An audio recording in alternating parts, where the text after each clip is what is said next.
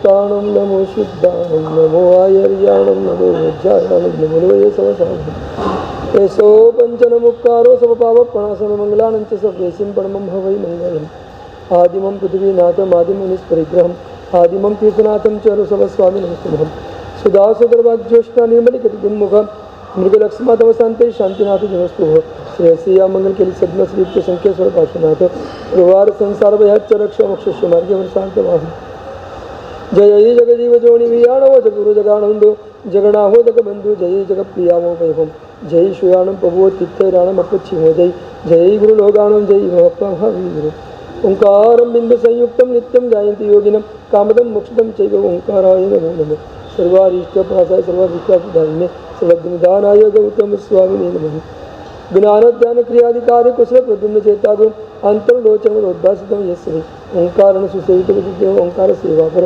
स्वयं संयमना सदा विजयते श्री सिद्धेश्वरेश्वर स्वयं संयमना सदा विजयते श्री भद्रश्रीवीरेश्वर स्वयं संयमना सदा विजयते श्री ओंकार श्रीश्वर स्वयं समा विजयते अरविंद सूर्यम ऐश्वर्यश्रीश्वर अज्ञानप्रदंसा नेत्रमुन्मितं मेन तस्मै श्री गुरवे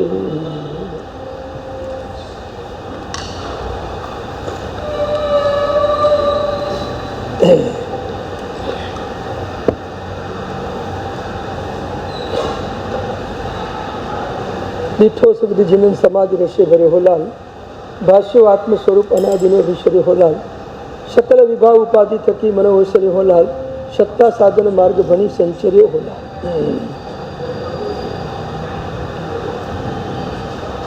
અધ્યાત્મ સમ્રાટ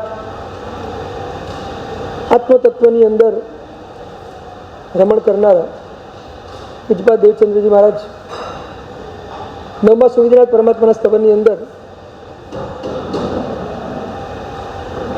આત્મ સ્વરૂપ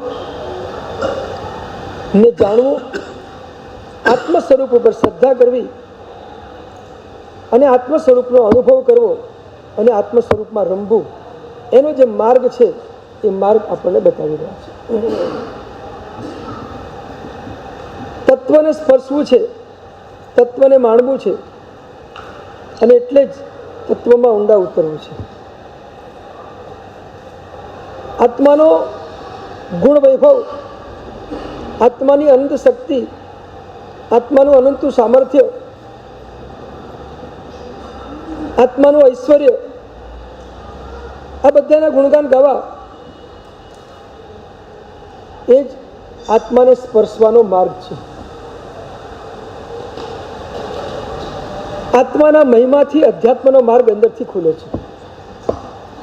જ્યાં સુધી આપણને આપણા પોતાના સ્વરૂપનો મહિમા ન સમજાય ત્યાં સુધી અંદરથી અધ્યાત્મ ખુલતું નથી. મને મારા સ્વરૂપનો મહિમા સમજાવો છે. દુનિયાના પદાર્થોનો મહિમા આપણે અનંતકાળથી સમજીને ચાલ્યા છીએ, પણ આપણા પોતાના સ્વરૂપનો મહિમા આપણે બરાબર સમજ્યા નથી. અને સ્વરૂપનો મહિમા ન સમજાય ત્યાં સુધી અધ્યાત્મ માર્ગમાં આગળ વધી ન શકાય. સાધનાનો માર્ગ પછી જ ખુલે તમે આત્મ સ્વરૂપને બરાબર સમજો તો. એ આત્મ સ્વરૂપની સમજણ દેવચંદ્રજી મહારાજ આપણને આ સ્તવનની અંદર આપી રહ્યા છે. જ્ઞાનસાર ગ્રંથમાં ઉપાધ્યાય ઐશ્વર્યજી મહારાજે બીજા અષ્ટકમાં એક સરસ વાત આત્મ સ્વરૂપને સમજવા માટે મૂકી છે.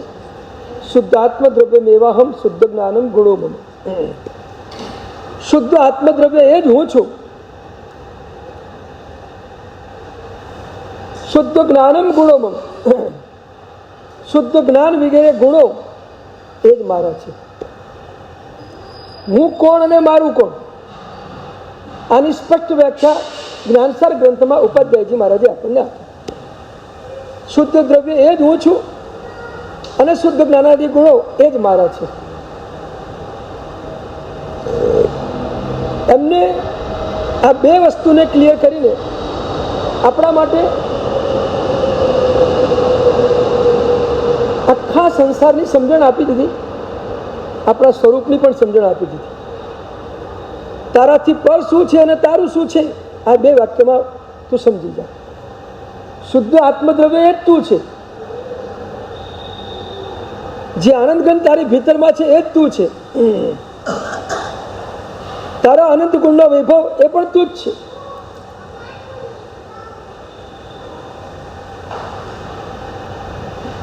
અધ્યાત્મની સાધનામાં ઊંડા ઉતરીએ ને, ત્રણ શબ્દો આપણી સામે વારંવાર આવે. એક ચેતન શબ્દ આવે, એક ચેતના શબ્દ આવે અને એક ચૈતન્ય શબ્દ આવે.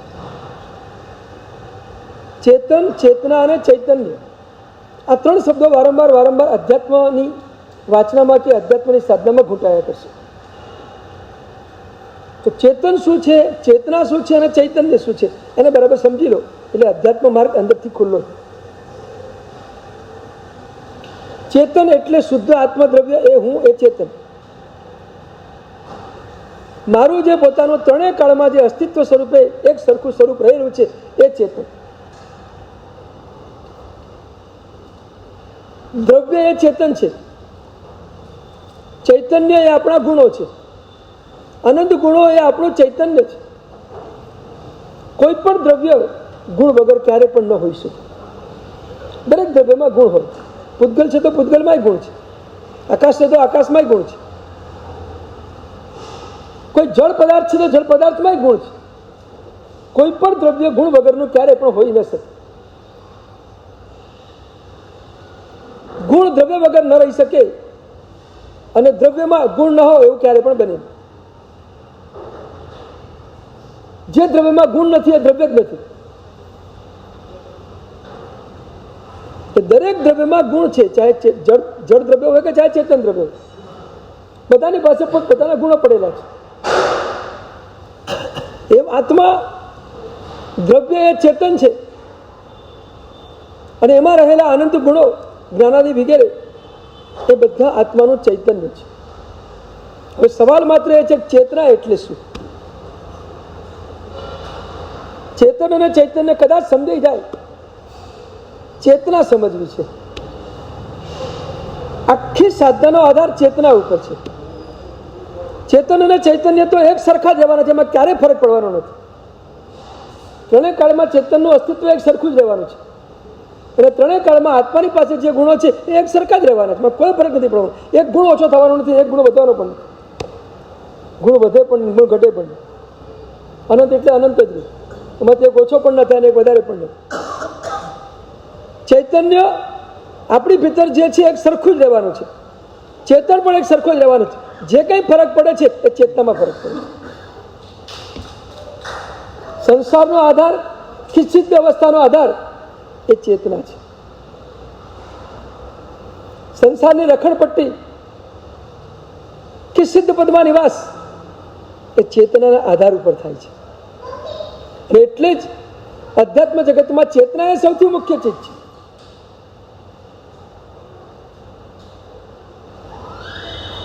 એ ચેતનાને જ આપણે પકડવી છે અને ચેતના એટલે આપણો ઉપયોગ, આપણી વિચારધારા, તમારી શબ્દોમાં વિચારધારા હમણાં કહું, આપણી વિચારધારા, આપણો ઉપયોગ એ ચેતના છે. અને આ ચેતના એ જ સંસાર માર્ગ કે સાધના માર્ગ બંનેમાં એક મુખ્ય ભાગ ભજવે છે. સંસારમાં પણ ચેતના જ ખેંચીને લઈ જાય છે અને સાધનામાં પણ ચેતના જ આપણને ખેંચીને લઈ જાય છે. બંને જગ્યાએ એક જ કામ કરે છે.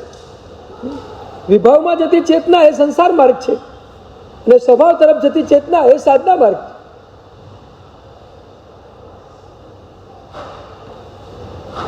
ચેતનાને પર સાથે જોડી દઈએ એટલે વિભાવ થઈ જાય, ચેતનાને સ્વ સાથે જોડી દઈએ તો સ્વભાવમાં ડૂબકી મારી દે.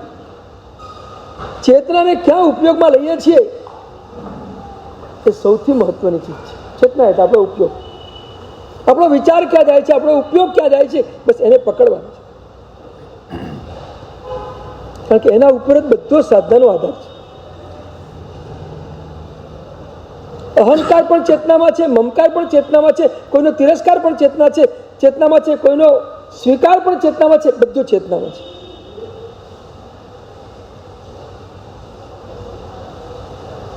ચૌદ રાજલોકમાં આપણી ચેતના વ્યાપક રીતે ફરી રહી છે, આપણો ઉપયોગ ફરી રહ્યો છે, આપણું મન ફરી રહ્યું છે.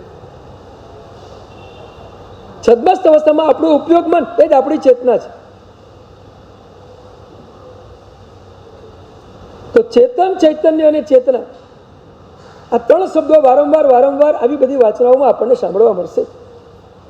એ વખતે આ ત્રણેયની જે ભેદ રેખા છે એને બહુ સ્પષ્ટ રીતે બરાબર જોયેલી છે. જ્યાં ચેતન શબ્દનો પ્રગટ સમજો કે મારું પોતાનું જે અસ્તિત્વ છે, ત્રિકાળ અસ્તિત્વ છે, જે ચેતન સ્વરૂપ છે, જે આત્મદ્રવ્ય છે, એની વાત ચેતન શબ્દથી કરવામાં આવે છે. ગુણોની વાત ચૈતન્ય શબ્દથી કરવામાં આવે છે. ચૈતન્યની અનુભૂતિ એટલે ગુણોની અનુભૂતિ.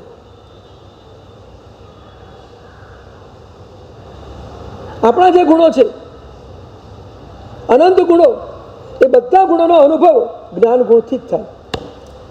જ્ઞાન ગુણ વિના એનો અનુભવ થાય નહીં. ને જ્ઞાન ગુણનો એક પર્યાય એટલે ઉપયોગ.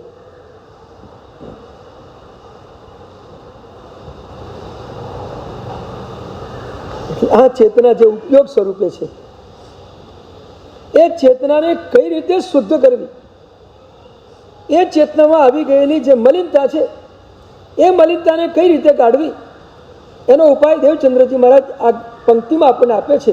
સકલ વિભાવ ઉપાધિ થકી મન ઓસર્યું બોલે. ઉપાધિમાંથી મન નીકળતું જાય, ચેતના શુદ્ધ થતી જાય. અને જ્યારે બધું અંદરથી આ ઉપાધિ નીકળી જાય એટલે ચેતના સમાધિમાં લાગી જાય. અને ચેતના સમાધિમાં જાય એટલે સિદ્ધ દશાનો અનુભવ થઈ જાય, સિદ્ધ પદની પ્રાપ્તિ થઈ જાય. કેટલો આ બધો આધાર માત્ર ચેતના ઉપર છે, માત્ર આપણા ઉપયોગ ઉપર છે. અને એટલે જ સાધના માર્ગમાં ઉપયોગને જ પકડીને ચાલવાનું છે. ઉપયોગની શુદ્ધિ કરવી એ સાધના છે. યોગની શુદ્ધિ કરવી એ વ્યવહાર સાધના છે. ઉપયોગની શુદ્ધિ કરવી એ નિશ્ચય સાધના છે.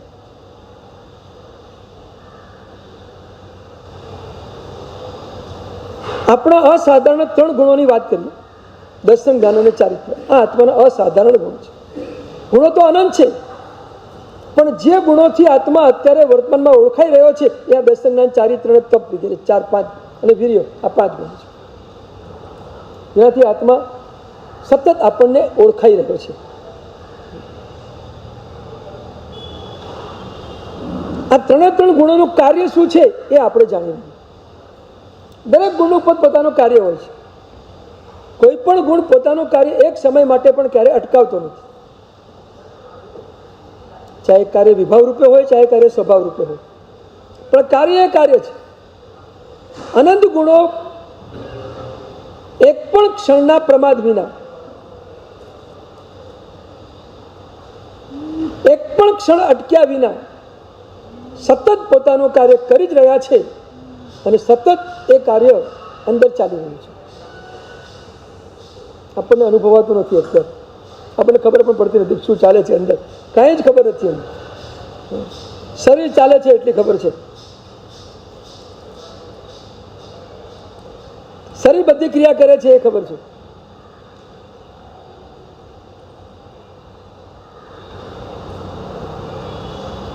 પણ મન જે વિચાર કરે છે, એ વિચારની જે આખી પ્રક્રિયા છે એ આપણી અંદરની પ્રક્રિયા છે.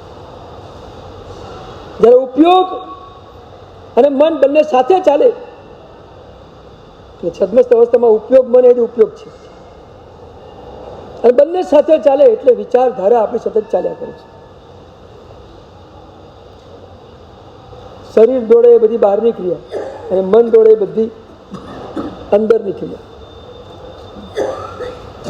તો આત્માના અસાધારણ જે 5 ગુણ, 5 ગુણોમાં સૌથી પહેલો આત્માનો ગુણ છે જાણવું. જ્ઞાન એટલે જાણવું. જ્ઞાનનો અર્થ છે જાણવું.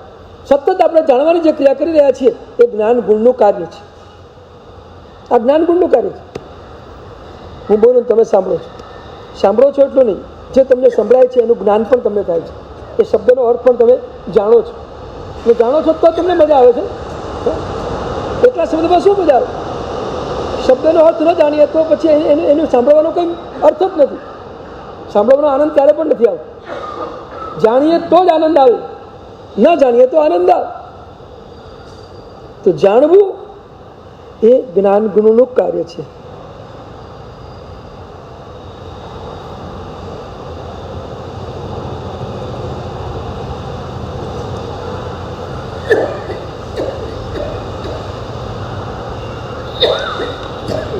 જ્યાં સુધી આપણે કર્મથી યુક્ત છીએ અને જ્યાં સુધી આપણી પાસે દેહ છે, આ શરીરનો સદભાવ છે,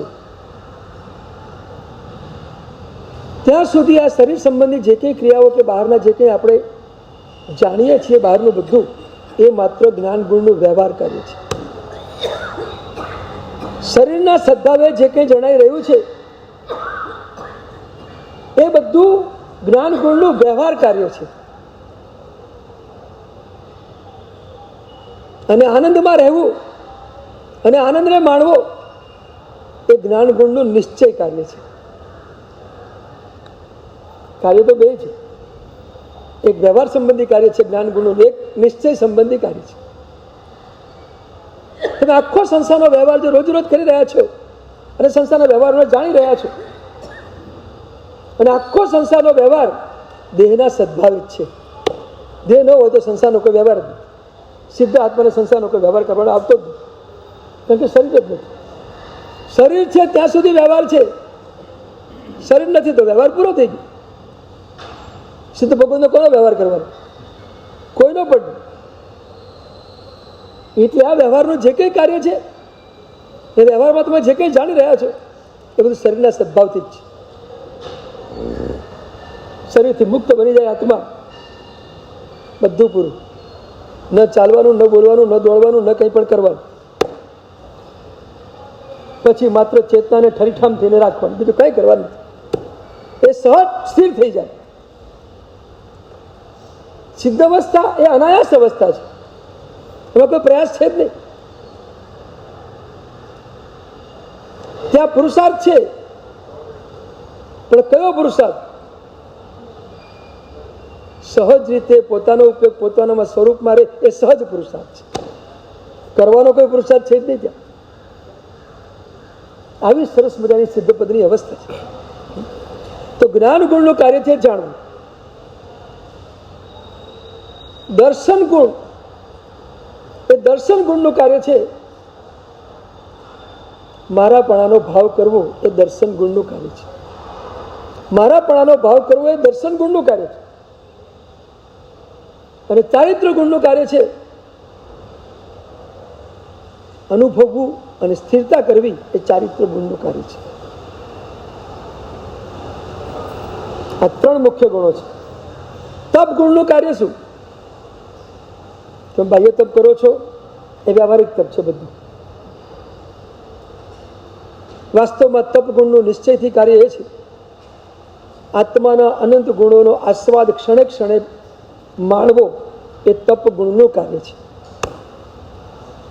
આપણા પોતાનો આનંદ ગુણો એનો આસ્વાદ ક્ષણે ક્ષણે માર્યા કરો, ક્ષણે ક્ષણે માર્યા. તપદે એ જ આત્મા વર્તે નીચ ગુણ ભોગે. તપના દુહામાં પણ આ વાત લખી છે. તપ એ જ છે જે પોતાના ગુણનો ભોગ કરી રહ્યો છે, એ જ તપ છે. જે આસ્વાદ કરી રહ્યો છે એ જ તપ છે. આમ તો તપમાં છે ને આસ્વાદ કરવાનો ના, પણ નિશ્ચય તપમાં આસ્વાદ સિવાય બીજું કંઈ આવે. ઉપવાસ કર્યો ને કોઈ મોઢામાં કોઈ ચીજ નાખીને આમ સ્વાદ લે તો શું કહો તમે? ઉપવાસ ભાંગી ગયો, ઉપવાસ ભાંગી ગયો. એમાં આપણે આપણા આત્માના ગુણનો આસ્વાદ ન લઈએ તો આપણો તપ ભાંગી જાય આપણને લાગે કોઈ દિવસ? આપણા તપ તૂટી જવું લાગે કોઈ દિવસ? હું તપમાં જ નથી. હું માસ્કમસણ કરું તોય તપમાં નથી. 180 ઉપવાસ કરું તોય તપમાં નથી, કારણ કે હું મારા ગુણોનો આસ્વાદ લેતો નથી, પણ નિશ્ચયથી હું તપમાં નથી. અઘરું છે.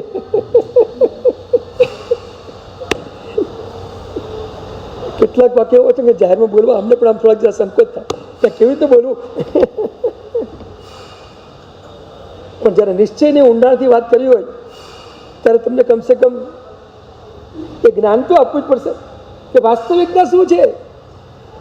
આપણા પોતાનો અંદરનો આસ્વાદ ન મળે ત્યાં સુધી આપણે તપમાં જ નથી.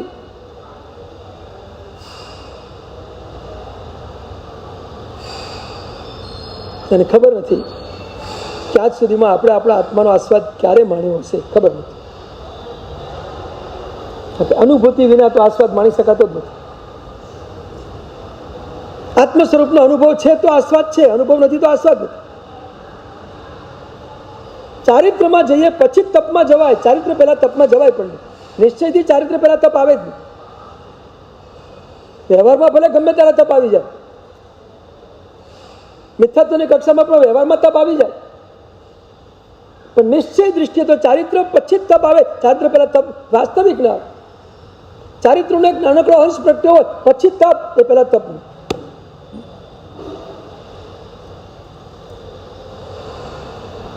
આપણા હાથમાં જે સાધારણ આ બધા ગુણો છે, એ ગુણોની પણ એક સમજ આપણે પ્રાપ્ત કરવી પડેલી છે. આપણે આપણા ગુણ વૈભવને પણ ઓળખી શક્યા નથી. ગુણ વૈભવ કેવી રીતે કામ કરે છે એ પણ આપણને ખબર નથી. અનંત ગુણો સતત કાર્યરત છે,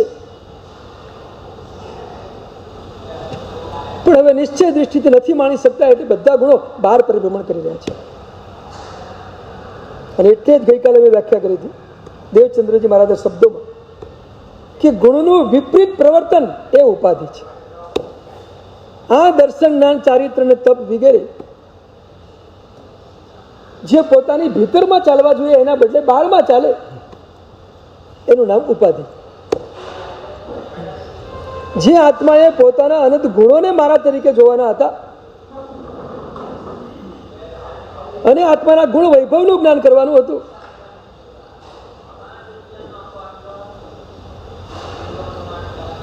એના બદલે એક દર્શન ગુણ પરમા મારાપણું કરવા માટે દોડ્યો. આનું નામ ઉપાધિ. ગઈકાલે વાત કરી હતી પરમા મારાપણું.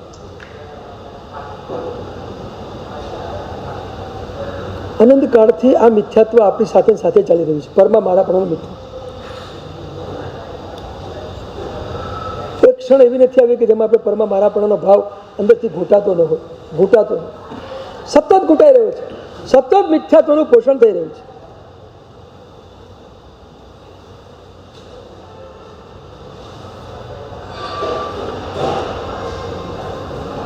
મારાથી જુદું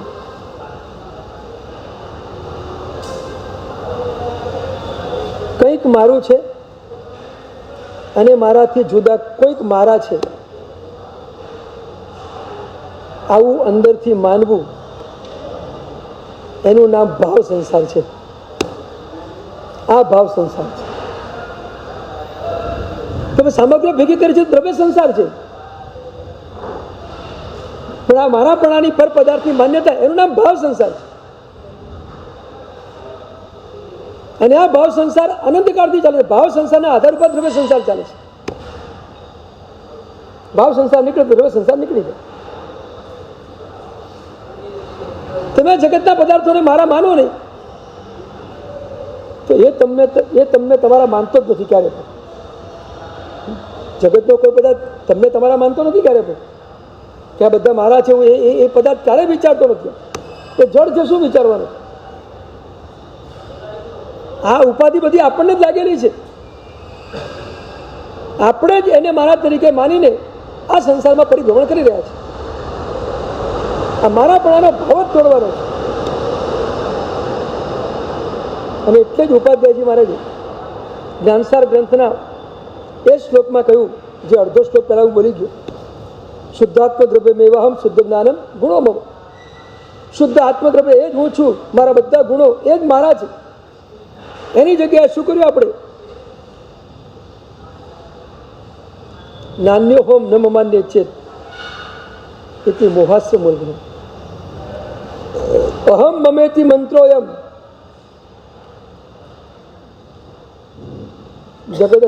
જગદ અંધ્યક. આ હું અને આ મારું, પરમાં જે હું અને મારાપણું થઈ રહ્યું છે, એ જ મોહરાજાનો જગતને આંધળો કરવાનો મંત્ર છે. આ જ મંત્ર આપણને અંધ બનાવી રહ્યો છે. આંખ ખુલ્લી છે, આખો સંસાર દેખાઈ રહ્યો છે, છતાં આંધળા છીએ. એ ઉપાધ્યાયજી મહારાજ કહી રહ્યા છે. કેવી હાલત છે! આંખ હોવા છતાં આંધળા નથી. બહુ મુશ્કેલી છે. આ હું અને મારા પણ બહુ બહુ બહુ ખુલ્લો કરવું પડશે આપણે. આખા સંસારની પરિભ્રમણની જડ જ આ છે.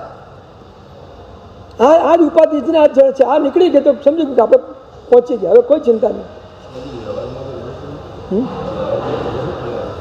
વ્યવહારમાં કરો એનો વાંધો નહીં, અંદરની માન્યતા ક્લિયર કરી નાખો, આ કશું મારું નથી.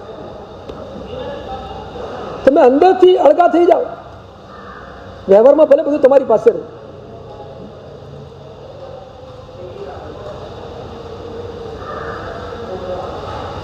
પરની સાથે રહેવાથી મોક્ષ અટકતો નથી કે પરની સાથે રહેવાથી સમ્યક દર્શન પણ અટકતું નથી, પણ પરને મારા માનવાથી મોક્ષ કાયમ માટે અટકે છે અને પરને મારા માનવાથી સમ્યક દર્શન પણ અટકે છે. નથી આવતું.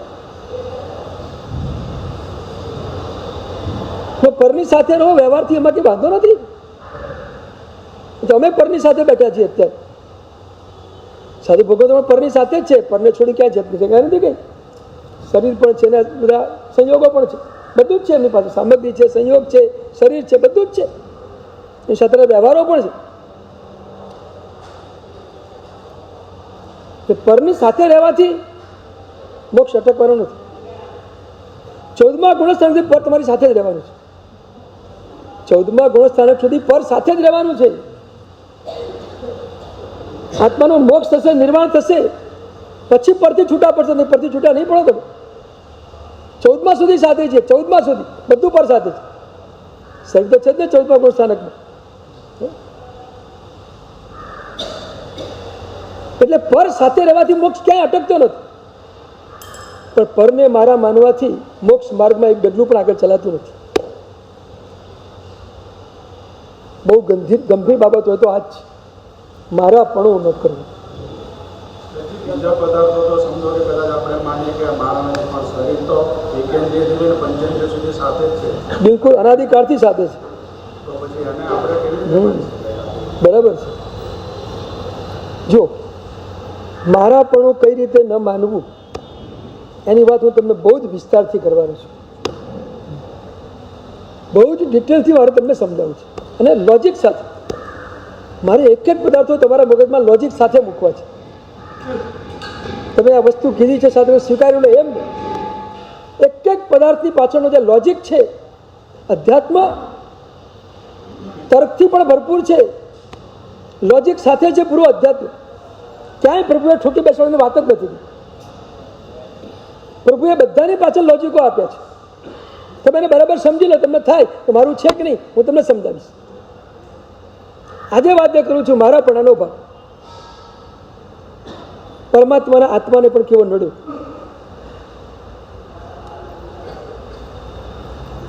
મરીચીના ભવની અંદર પ્રભુએ સમ્યક દર્શન ગુમાવ્યું. પહેલા ચારિત્ર ગુમાવ્યું, પછી સમ્યક દર્શન ગુમાવ્યું. ઘટના આપણને ખબર છે. ચારિત્રના કષ્ટો સહન ન થઈ શક્યા એટલે એમને પછી ચારિત્રની જગ્યાએ મધ્યમ માર્ગ સ્વીકારી લીધો કે આટલું આટલું તો મારે કરવું પડશે, મને આ બધું ફાવશે. એ ચારિત્રમાંથી નીચે ઉતરી ગયા. કોના કારણે? શરીરના રાગના કારણે ચારિત્રમાંથી નીચે ઉતરી. શરીરનો રાગ હતો. મને કશું ન ફાવે, મારે કશું ચાલે નહીં, મને ભાવે નહીં, મને ફાવે નહીં. આ બધો શરીરનો રાગ છે, એટલું સમજી લેવા. બધો શરીરનો રાગ છે.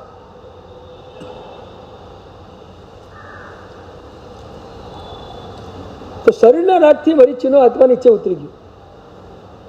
પણ એ મરીચીના આત્માએ સમ્યક દર્શન ક્યારે ગુમાવ્યું?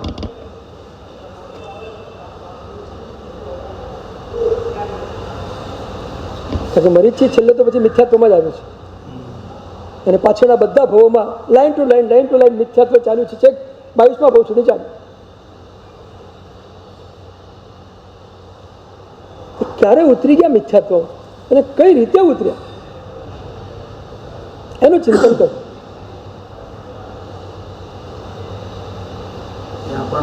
એક બહુ ઊંડી વાત.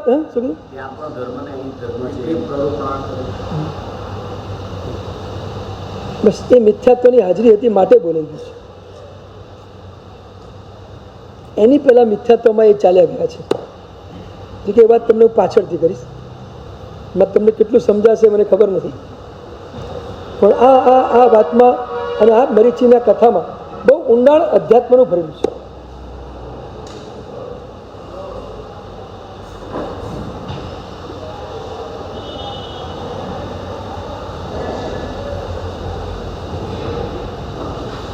પોતે માંદા પડ્યા અને કોઈ શિષ્ય એમની સેવા નહીં કરી. બધાએ માન્યું કે આ તો મુનિપણામાં તો છે નહીં, તો સેવા કેવી રીતે કરી શકે? મુનિની સેવા કરે, મુનિ શ્રાવકની થોડી સેવા કરે. મુનિ શ્રાવકને થોડો પગ દબાવે છે, મુનિના પગ દબાવે. એટલે અમારો આચાર નથી કે અમે આની સેવા કરી શકીએ. સાતાપૂત છે, બધું કરે, પણ સેવા થોડી થાય. એ વખતે એમના મનમાં લાગ્યું કે મારે પણ એક ચેલો હોય તો સારું. મારે ચેલો હોય, મારો ચેલો હોય, બસ આ ભાવ, આ મારાપણાનો ભાવ થઈ ગયો. પણ જો કે મિથ્યાત્વ આની પહેલા આવી ગયું છે, આની પહેલા જ આવી ગયું છે. આ કપિલને પોતાના શિષ્ય બનાવવાની વાત તો ભગવાન આદિનાથના નિર્વાણ પછીની વાત છે. એ ભગવાન નિર્વાણ પહેલાની વાત નથી. પણ મરીચીનો આત્મા તો ભગવાન આદિનાથની હયાતીમાં એમની ઉપસ્થિતિમાં મિથ્યાત્વમાં ચાલ્યો ગયો છે. હા, એ જબરદસ્ત ઘટના ઘટિત થઈ છે.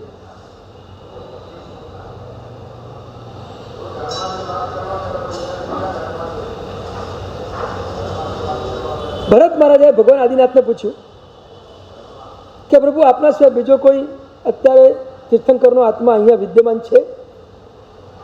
અને ભગવાને કહ્યું, તારો મરીચી પુત્ર એ અવસરપુરના 24માં તીર્થંકર તરીકે થવાનો છે. એક ચક્રવર્તી પણ થશે અને વાસુદેવ પણ થશે. એક સાથે પ્રભુએ 3 વાત કરી. જવાબ, પ્રશ્ન તો એક જ હતો, પ્રભુએ જવાબ 3 આપ્યા. આ રહસ્ય છે, આ રહસ્ય છે. જેને માગ્યું હતું એટલો જવાબ આપવો હતો, ભગવાન એક સાથે 3 કહેવાની ક્યાં જરૂર હતી? કારણ કે ખબર જ છે ભગવાને કે આ કહીશું એટલે પેલો અહંકાર કરવાનો જ છે. એ તો ભગવાને કેવળ ઘરમાં જોયેલું જ છે. પછી એકના બદલે 3 કહીને એનો અહંકાર કેમ વધારો? ભગવાન નથી લાગતું અહંકાર વધારે? તમે આ દ્રષ્ટાંતના ઊંડાણમાં જાઓ તો જવાબ માટે એટલા આપ્યો કે આ મરીચી તીર્થંકર થવાના છે, બસ પતી ગયું. આટલું પૂરતું કહી દીધું. ચક્રવર્તી થશે, વાસુદેવ થશે, આ બધું કહેવાની જરૂર ક્યાં હતી ભગવાન? કારણ કે આ બધું સાંભળશે ને પેલાનો અહંકાર તો વધવાનો જ હતો ને. અને આવો કંઈ પ્રશ્ન તો પૂછ્યો નહોતો ભરત મહારાજે. ખાલી એક જ વાત પૂછી હતી, એક જ કહેવું હતું, થોડું શું કરવા કીધા? તો પ્રશ્ન થાય આવો કોઈ વખત? આવો પ્રશ્ન પેદા થાય છે આ દૃષ્ટાંત સાંભળતી વખતે? છે એક તર્ક તો છે જ ને, વાસ્તવિક તર્ક છે. આપણે પણ લોકોને કંઈક પૂછીએ એટલે જવાબ આપવો, વધારે જવાબ ના આપવો. નથી કહેતા આપણે ઘણી વાર કોઈ પૂછે એટલું કેવું, વધારે પછી ઉમેરવું નહીં. તો ભગવાને ઉમેરીને કર્યું.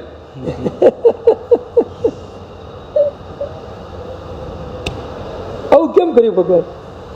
અને પાછળથી આપણને ખબર છે કે ભરત મહારાજે ત્યાં ગયા, મરીચીને 3 પ્રદક્ષિણા કરી, અને પ્રદક્ષિણા કર્યા પછી હું તમારા વેશને વંદન નથી કરતો, પણ તમારા આત્માને વંદન કરું છું.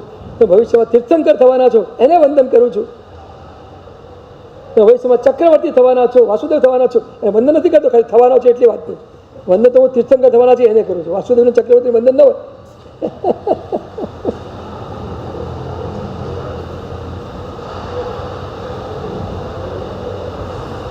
પ્રશ્ન બહુ મજાનો છે, તમે શોધીને રાખજો. જવાબ હું તમને પછી આપીશ. કાલે જવાબ તો મારે જ આપવાનો છે, મને ખબર છે. પણ આવું કેમ કર્યું ભગવાને એ તમે કાલે શોધીને લાવજો, મજા આવશે થોડી દેર. તમે થોડું ચિંતન કરો ને. આપણી સવારની વાતના છે ને ચિંતનાત્મક જ છે. ઊંડા જઈને ચિંતન કરવું છે કે આવું કેમ બની રહ્યું છે, શું ઘટનાઓ ઘટે છે, શું રહસ્યો નીકળે છે અંદર. તો એ વખતે મરીચીના આત્માએ જે અહંકાર કર્યો અને જે નિજગોત્ર કર્મ બાંધ્યું, એ આપણને ખબર છે કે 27મા ભૂમાં પણ એ કર્મ ઉદયમાં દેવાનંદની કુક્ષીમાં 82 રાત્રિ દિવસ પરમાત્માને કર્મના કારણે જવું પડ્યું. 3જા ભૂમાં બંધાયેલું કર્મ 27મા ભૂમાં ભવ સુધી એ લાંબી લાઈન ચાલે. કેવું ઘનિષ્ઠ કર્મ બંધાયું હશે. 25મા ભવમાં આટલી તપશ્ચર્યા કરી, 11,80,645 માસક ચમન કર્યા, અને આવી જબરદસ્ત વ્યવહાર નિશ્ચય બંને સાધનાઓ કરી. સામાન્ય જીવનની બંને પ્રકારની સાધના કરી, વ્યવહાર નિશ્ચયથી યુક્ત. આટલી સાધના કરવા છતાં પણ આટલું કર્મ બાકી રહી ગયું. એ કર્મ કેવું બંધાયું હશે? એટલી કલ્પના કરો. કેટલું જોરદાર હશે. એના ઉપરથી નક્કી થાય કે એ પરમાત્માના આત્માએ અહંકાર કેટલો જોરદાર કર્યો હશે, આ સ્વપ્રશંસા કેટલી જોરદાર કરી હશે. હવે મજાની વાત કહું કે નિજ ગોત્ર કર્મ હંમેશા પહેલે ગુણસ્થાનકે બંધાય, એ સિવાય બંધાય. તો મરીચીનો આત્મા અહીંયા પહેલે ગુણસ્થાનકે ઉતરી ગયો, અહીંયા ઉતર્યો. આ ઘટનામાં મિથ્યાત્વ ચાલુ થઈ ગયું.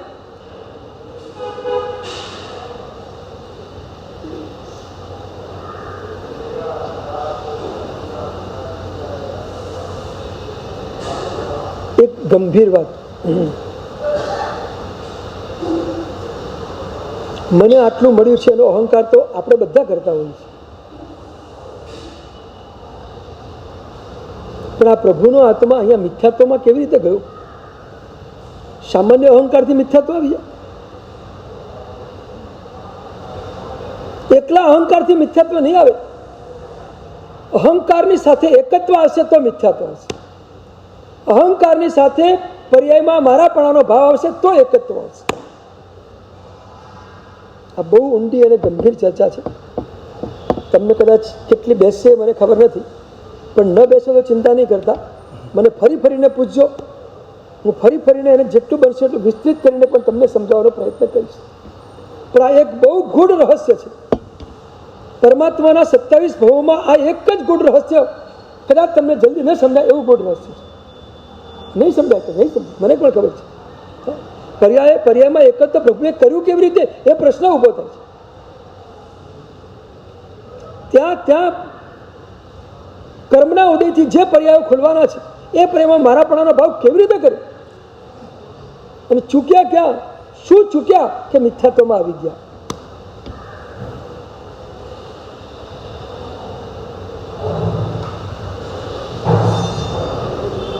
બહુ ઊંડી વાત છે.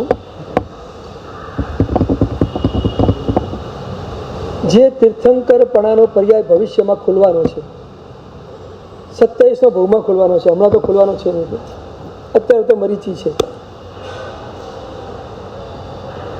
જે ચક્રવર્તી આગળના ભાવમાં થવાના છે, 19મા ભાવમાં જે વાસુદેવ થવાના છે, આ બધું પછીના ભાવમાં ખુલવાનું છે. પણ જે પર્યાય પછી આવવાનો છે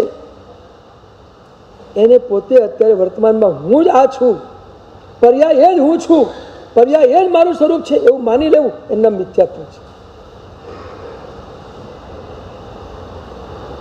બહુ કઠિન અને બહુ અઘરું આ મિથ્યાત્વનું સ્વરૂપ છે. જ્યાં સુધી આટલી ઊંડી સમજ આપણી ભીતરમાં નહીં પ્રગટે ત્યાં સુધી આ મિથ્યાત્વને તોડવું બહુ અઘરું છે, બહુ અઘરું છે. આ સામાન્ય ચીજ નથી. જે વસ્તુ આપણને અનાદિકાળથી આ સંસારમાં રખડાવી રહી છે એની પકડ આપણા ઉપર કેટલી મજબૂત હશે, એ કેટલું આપણા પર હેવી થયેલું છે, એ આપણને ક્યાંય આપણા સ્વરૂપ સુધી પહોંચવા જ દેતું નથી. આવી રીતે વચ્ચે આપણને અટકાવી દે.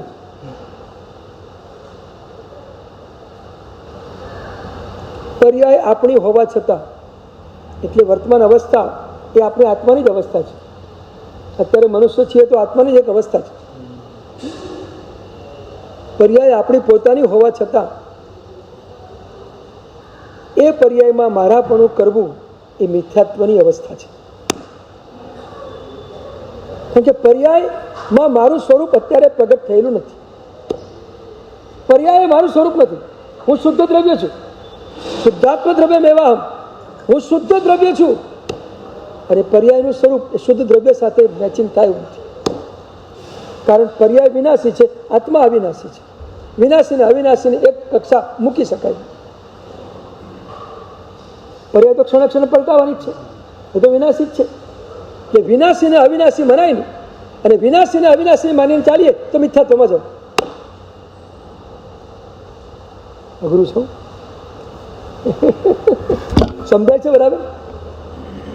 એકદમ ગુજરાતીમાં સરળ ભાષામાં વાત કરી રહ્યો છું, તમને સમજાય એ રીતે. બાકી આ બહુ ઊંડું તત્વ છે એકદમ. હવે સમજાયું કે ચક્રવર્તીપણાનો પર્યાય જે ખુલવાનો છે, કે વાસુદેવનો પર્યાય ખુલવાનો છે, કે તીર્થંકરનો પર્યાય ખુલવાનો છે, પણ એ પર્યાય છે, અવસ્થા એ અવસ્થા છે. કોઈ પણ અવસ્થાને પોતાની ક્યારે પણ માની શકાય નહીં. એ અવસ્થા એ હું છું એવું ક્યારે પણ સ્વીકારાય નહીં. ચોક્કસ તીર્થંકરનો પર્યાય પણ તીર્થંકર નામકર્મના ઉદયથી છે, અને જે વસ્તુ ઉદયથી હોય એને પોતાનું સ્વરૂપ ક્યારે પણ માની શકાય નહીં. બહુ ક્લિયર કટ વાત છે અહીંયા. મેં ગઈકાલે પણ કહ્યું હતું કે ઔદયિક ભાવ એ વિભાવ છે, સ્વભાવ નથી. એટલે તીર્થંકરના આત્મા માટે વિભાવ ન કહીએ આપણે, પણ એ પોતાનું સ્વરૂપ તો નથી. કારણ કે જો એક વસ્તુ યાદ રાખો, શોર્ટ એન્ડ સ્વીટ એટલું કહું તમને, જે પર્યાયને છોડીને સિદ્ધમાં જવાય એ પર્યાય આપણું પોતાનું સ્વરૂપ નહીં. આટલું સમજી રાખો, બસ. શોર્ટ એન્ડ સ્વીટ, એકદમ શોર્ટમાં આટલું સમજી રાખો. જેને તમે છોડીને જાઓ છો અને સિદ્ધ પદમાં જે વસ્તુ નથી, સિદ્ધ અવસ્થામાં જે વસ્તુ નથી, એ તમારી નથી. આટલું શોર્ટમાં સમજી રાખો. હવે સમજી ગયું બરાબર? હા, તીર્થંકર નામ કર્મમાં ઉદય છે, કર્મનો ઉદય છે, અને કર્મના ઉદયથી જે સ્વરૂપ મળે એ આત્માનું શુદ્ધ સ્વરૂપ નહીં. એ તીર્થંકર નામકર્મના ઉદયથી પરમાત્મા જે વૈભવને ભોગવે છે ને એ પરમાત્માનું શુદ્ધ સ્વરૂપ નથી, પણ પરમાત્મામાં કેવલ જ્ઞાન પ્રગટ્યું છે ને એ પરમાત્માનું શુદ્ધ સ્વરૂપ છે. હા, પોતાનું શુદ્ધ સ્વરૂપ તો કેવલ જ્ઞાન છે. એ કેવલ જ્ઞાનની જે પોતાની અવસ્થા છે એ પોતાનું શુદ્ધ સ્વરૂપ છે. અવસ્થા પણ શુદ્ધ સ્વરૂપ નહીં સમજતા. અવસ્થા અને દ્રવ્ય બે જુદા છે. અવસ્થા જુદી છે ને દ્રવ્ય જુદું છે, બંને જુદા છે. અવસ્થા અને દ્રવ્ય માનવું એ જ મિથ્યાત્વ છે.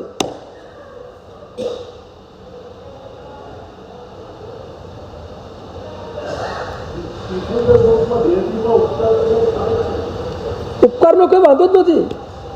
ઉપકાર પણ ત્યાં સુધી જ છે, કર્મનો ઉદય છે ત્યાં સુધી, પછી ઉપકાર પણ નથી. ઉપકાર પણ પૂરો થઈ ગયો, કર્મના ઉદય પૂરો થાય, ઉપકાર પૂરો થઈ ગયો. જે તીર્થંકર પરમાત્માનું તીર્થંકર નામકર્મ સમાપ્ત થઈ જાય અને હજુ આયુષ્ય કર્મ લંબાયેલું હોય એ પરમાત્મા દેશના બંધ કરી, દેશના ચાલે જ નહીં આવે. હા, તીર્થંકર નામ થાય. જે પરમાત્મા મહિનાની સંલેખના કરી, મહિનાના છેલ્લે અનશનો કર્યા, એમાં શું કર્યું? દેશના ક્યાં ચાલુ હતું? સમયશેખર તીર્થ ઉપર જે પરમાત્માનો મોક્ષ થયો અને એ પરમાત્મા છેલ્લે જે અનશન કરીને સ્વીકારીને સમયશેખર તીર્થ ઉપર લગભગ મોક્ષે ગયા, એ દ્વિજ તીર્થંકર પરમાત્માના ચરિત્રો જુઓ, તમને ખબર પડે. છેલ્લે દેશનાને બધું બંધ કરીને પ્રભુ અનશનમાં સ્વીકારીને સ્થિર થઈને બેસી ગયા, કાશકમાં સ્થિર થઈ ગયા. દેશના બંધ, દેશના ત્યાં સુધી ચાલે તીર્થંકર નામકર્મ ઉદય છે ત્યાં સુધી. કારણ કે દેશના તીર્થંકર નામકર્મ ઉદયનો પ્રભાવ છે. ઉદય પૂરો થયો, દેશના પૂરી થઈ ગઈ.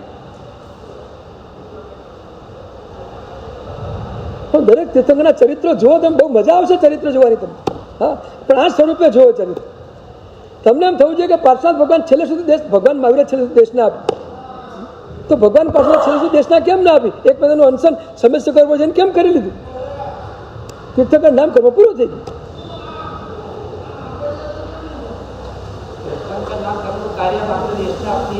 બસ વૈભવ, તીર્થંકર નામકર્મનો વૈભવ ભોગવવો એના 35 અતિશયો, વાણીના 35 અને બીજા 34 બધા અતિશયોને ભોગવવા એ તીર્થંકર નામકર્મનો ઉદય છે. ઉદય હંમેશા ભોગ આપે. એક વસ્તુ બરાબર યાદ રાખો, ઉદય તમને ભોગ આપે. બહુ અઘરું છે. તીર્થંકર નામકર્મ પૂરું થઈ ગયું, પણ એક મહિના જે સમાધિ કરી કે જે પોતાનું આયુષ્ય હતું ત્યાં સુધી પોતાની અંદર સ્થિર થઈને બેસી ગયા. નહીં, કર્મ છૂટે, બંધાય નહીં ક્યાંય. નહીં, કશું એક પણ કર્મ બંધાય તો નહીં જ. કેવળ જ્ઞાન પછી કોઈ કર્મ બંધાય જ નહીં. કેવળ જ્ઞાન થયું એટલે બધું બાંધવાનું કામ પૂરું થઈ ગયું. બસ પછી જે ઉદય છે ને ભોગવવાનો છે, બીજું કંઈ કરવાનું નથી. ઉદય આવે એટલે ભોગ આવે, સમજી જ રાખવાનું. તમે જે ભોગવો છો એ પુણ્ય કર્મના ઉદયને જ ભોગવી રહ્યા છો, એટલે કાં તો પાપ કર્મના ઉદયને ભોગવી રહ્યા છે, પણ ભોગ તો છે જ. કાં તો સુખ રૂપે ભોગો, કાં દુઃખ રૂપે ભોગો, પણ ભોગ તો છે જ. ઉદય એટલે ભોગ. ટાઈમ થઈ ગયો, 19. આ બધું બહુ મજાનું તત્વ છે, એકદમ ગુડ અને મજાનું તત્વ છે. ચાલો કાલે ફરી પાછું આપણે એને આગળ ચલાવીશું.